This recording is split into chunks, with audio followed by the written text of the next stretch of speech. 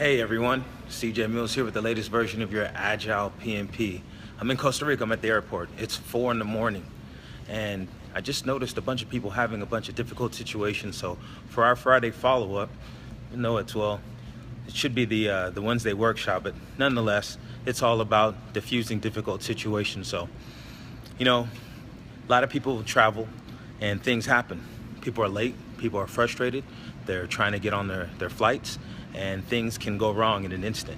And so people get, the temperatures will rise, feelings get hurt, people say things, people forget that, sometimes workers are just workers, they're people just like me and you.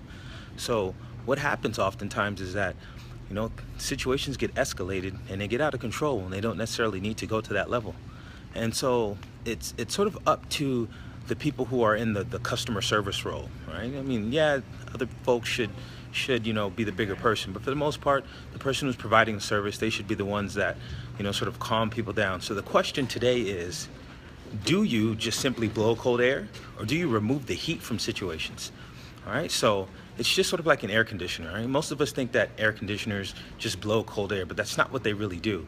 Air conditioners actually remove the heat. They suck the hot air in, it passes over these metal grates that have been pumped with Freon, and they removes the heat from the air, and then puts that air back into your room, and that air is cold. So that's the question. That's the question for all of you guys. Are you simply pumping cold air into a situation, or are you removing the heat? So in many of these situations, when these customer service reps are dealing with these folks who are acting in, out of control sometimes, to a level that they don't need to go to, a lot of times they might pour a little bit of fuel on the fire.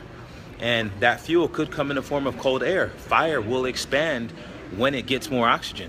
So sometimes you don't want to add more oxygen to the fire. You actually just want to stifle it.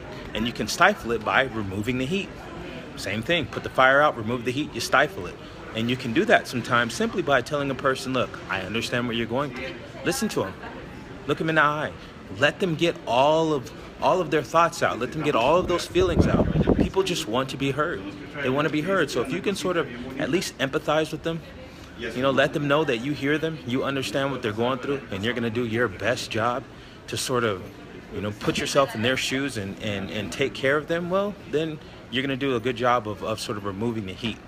All right. But if you just simply want to provide excuses or tell them why they're wrong in the moment, maybe cut them off, not give them an opportunity to fully get out all of that anger, then you're just blowing cold air on it.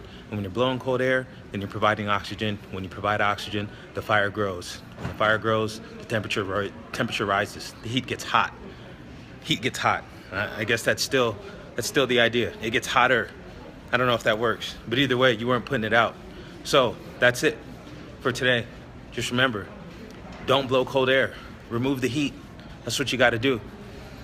All right, so please share this video. And as always, create solutions, adapt processes, and think strategically.